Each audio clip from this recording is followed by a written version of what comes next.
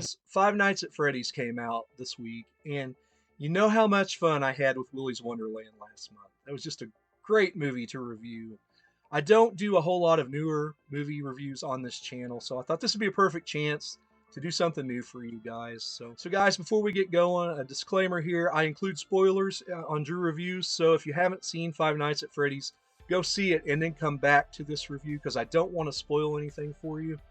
I am aware there was a game, or there is a game series, Five Nights at Freddy's. I'm not a gamer. I've not played it. As I've said in some other reviews, Nintendo Wii was the last system I picked up, but I did like Willy's Wonderland a lot. So I was, which was inspired by this. So I was anxiously anticipating Five Nights at Freddy's. I was pretty underwhelmed by this thing. There are some things about this movie I like, but the one thing I have to get into, without getting too into the plot, I thought this movie had a lot of pacing issues. There's a lot of character development going on, and I do appreciate character development in a movie when it's done right.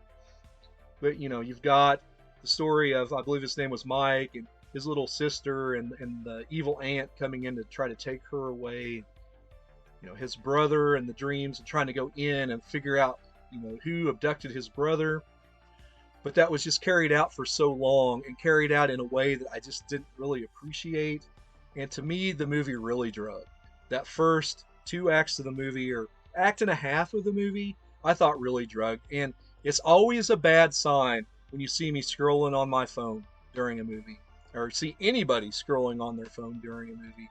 If it can't hold your attention, for that entire first act and a little of the second, your script has issues. And of course, there at the beginning of the movie, he meets Matthew Lillard.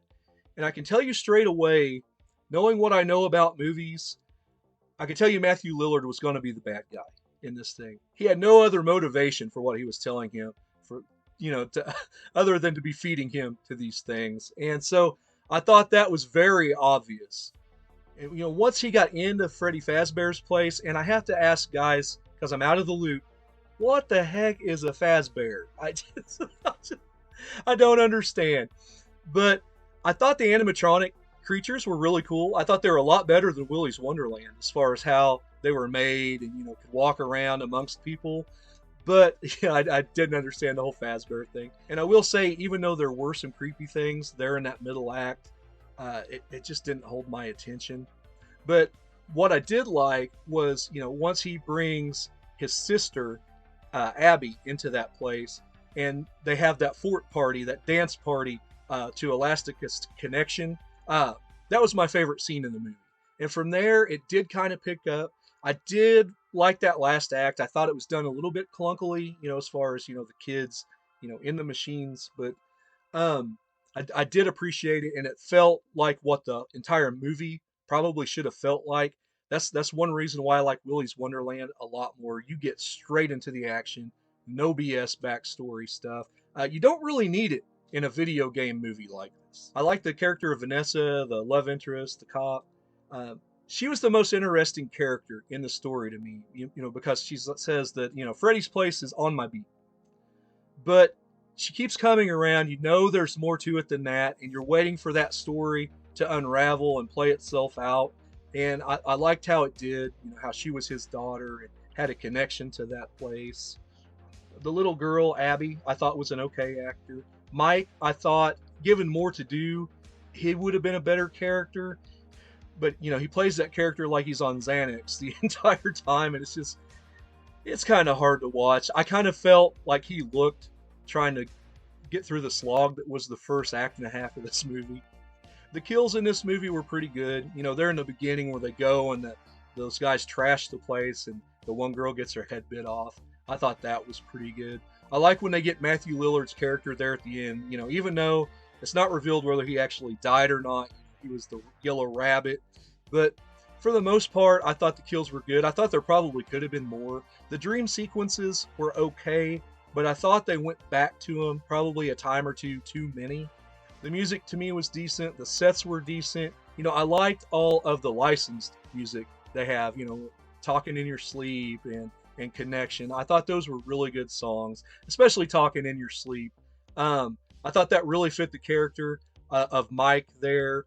But as far as where this would rank in my movie rankings of 2023, I usually do a top five at the end of the year. This is nowhere near that top five. And that's saying something because movies this year have been inherently bad. The movie I have at my number one spot, which I'll reveal to you in December, is it would be like a number 4 or 5 on any other given year. So yeah, this didn't move the needle for me at all. To say I was a little bit let down and disappointed is a little bit of an understatement. I would watch Willy's Wonderland twice before I watch this again. It's just that movie's how you do that correctly. This movie was pretty much disappointing except for that last act. And one act, most people, if they weren't a fan of the game, probably is not going to give that last act a chance because of all the boring stuff before it. And of course, this is a Blumhouse film, and we all know, Halloween Ends last year. This is the second disappointing Halloween film in a row from them in consecutive years. And guys, I think I'm done giving Blumhouse a chance. They've just not proven to me that they can make a good movie from beginning to end. And they probably need to stop. At least I'm going to stop watching them. So guys, I'm sorry if it sounds like I'm harsh on this movie. I was expecting better, and it was what it was, which was not great. On a scale of 10, I'm going to give this a 5.7. That last act couldn't save it, as good as it was. And so I'm sorry if I'm sounding uber harsh on this movie. It wasn't for me. If it was for you, that's cool, and I'm glad you enjoyed it. But yeah, that was my thoughts. Just real briefly, this is one of my shorter reviews on Five Nights at Freddy's. But if you did like what you saw and like what you heard, be sure to like and subscribe, guys. And as always, I'm Andrew, and I'll see you down the line.